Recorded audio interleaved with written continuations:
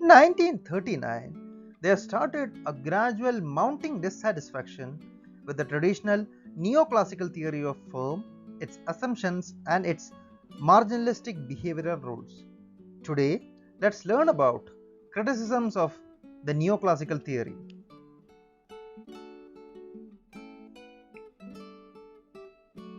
The first one is the single owner entrepreneur. The traditional theory of firm assumes a single owner entrepreneur.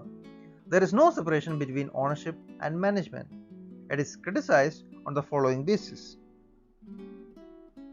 In the modern business world, the firm is a complex organization characterized by the distinction of ownership and management. This gives discretion to the managers to pursue goals other than profit maximization.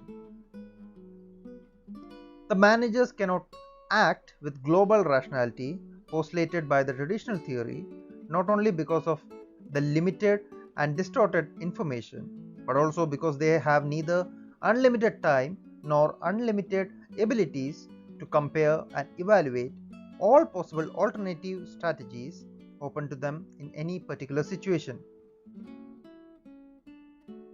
Next comes the goal of profit maximization.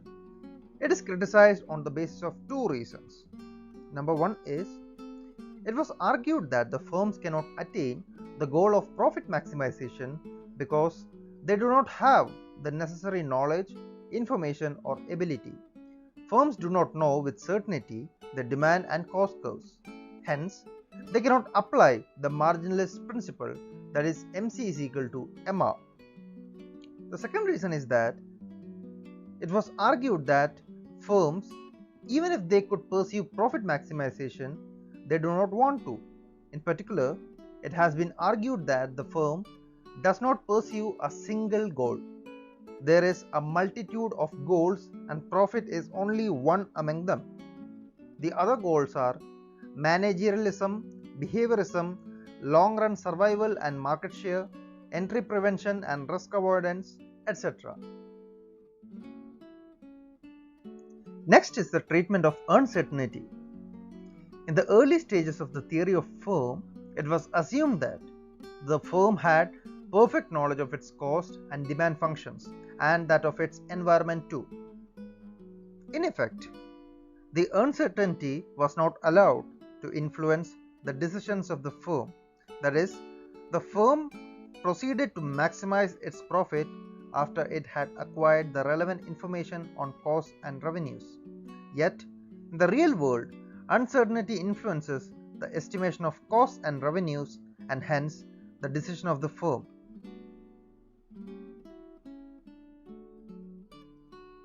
Next comes no perfect knowledge. The firms have no perfect knowledge of their costs, revenues, and that of their environment, and they operate in a world of uncertainty. Economists used a probabilistic approach to deal with this uncertainty. The probabilistic treatment of uncertainty, which implies the formulation of definite subjective expectations about the costs, revenues, and changes in the environment, and this has been attacked on the basis of several grounds, and they are: firstly, it has been argued that this procedure requires a lot of knowledge, information, and computational ability from entrepreneurs, which they clearly do not possess. Secondly, the adoption of the decision, that is, rule of choosing the alternative which has the highest expected profit, does not adequately describe the behavior of the firms in the real world. The entrepreneurs' attitudes towards risk plays an important role in actual decision making.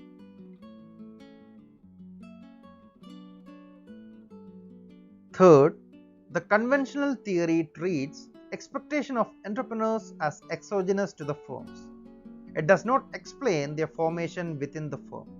Yet, expectations are influenced to a great extent by factors internal to the firm. Fourthly, additional difficulties arising in the estimation process of future costs and future revenues implied in the maximization of the present value of future streams of profits. Choice of high discount rate implies a short-run time horizon, while a low discount rate of future profits implies a long time horizon. Next criticism of the traditional theory or neoclassical theory is the static nature of the theory. The distinction between the short and long run implies time considerations. However, the theory does not really answer the question, how long is the long run in actual decision making? Secondly, it is assumed that the firm has some time horizon over which it attempts to maximize its profit. The discounting of future costs and revenues implicit in the long run profit maximization clearly involves the time element, but again, the length of the time horizon and its interaction with uncertainty and risk aversion is not adequately dealt with.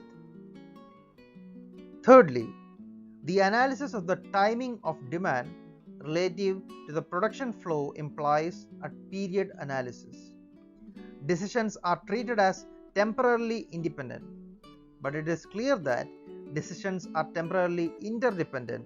That is, decisions taken in one period are affected by the decisions in the past periods and will in turn influence the future decisions of the firm. This interdependence is ignored by traditional theory, which postulates that the long run profits are maximized as the firm maximizes its short run profits in any one period by equating its marginal cost to marginal revenue, that is MC is equal to MR.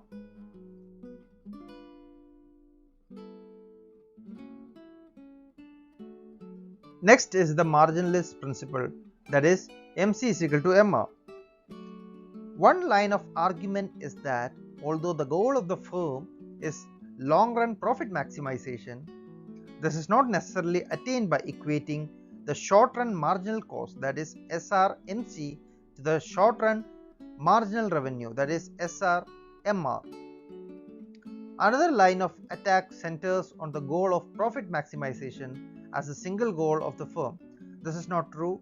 As explained earlier, it has various other goals too. Next comes the firm entry consideration.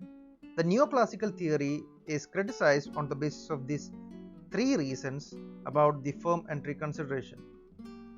The neoclassical theory remains silent about the oligopoly model of markets, that is, about their entry and exit. Classical duopoly markets are usually closed, hence it will not work here. Faulty assumptions of cartel joining, if any. Finally, for the reference, I have used Modern Microeconomics by A. Kautsianis, and I have used various Google sites for the images that I have used in the presentation. Today we have learned about the various criticisms of the neoclassical theory and neoclassical assumptions in microeconomics. I hope all the concepts were clear to you. In case of any doubt or queries, please feel free to reach out to me. Till we meet again, thank you.